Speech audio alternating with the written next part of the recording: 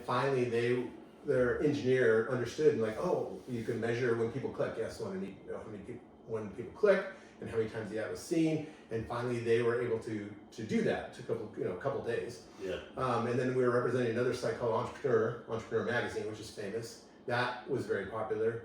And I asked them, I said, I need to know how many times the ad was seen, how many times the ad was clicked on. And I remember the tech guy said, yeah, we want to do that. We're looking at Q3 to get that implemented. Uh-huh. And this is in February? This is February, so it would be, August of that same year. And I was using Eudora, the little instant messaging for my contact, Randy Cosby at 32bit.com at the ISP InfoWest. And I said the same thing, texted him, I need to know how many times you haven't seen and clicked on by day. And Randy's like, I can't do that right now. I'll have something for you tomorrow morning. So it's like night and day, Q3 versus tomorrow morning.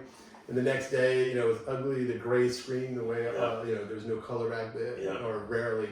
And how many times you haven't seen and clicked on, and, and then little white boxes on the gray back. Yeah, I said, can you just make it so I could export it to Excel and everything else? Because we were providing that for the advertisers because they didn't have any real campaign methods either. And then, that worked out well. And then one other time, Anderson Lemke on the Microsoft campaign, they called us up and they said, hey, did you guys get the campaign live? Which is, you'll talk about in a second how much of a hassle that was always getting that. Yeah. And we said, yeah, adds up, no problem. And they hesitated and they said, how did you do that? Because no one, the ad, we did not do it correctly and the ad wasn't working. Uh-huh. So then I texted Randy Cosby over at InfoWest and said, Randy, what's going on?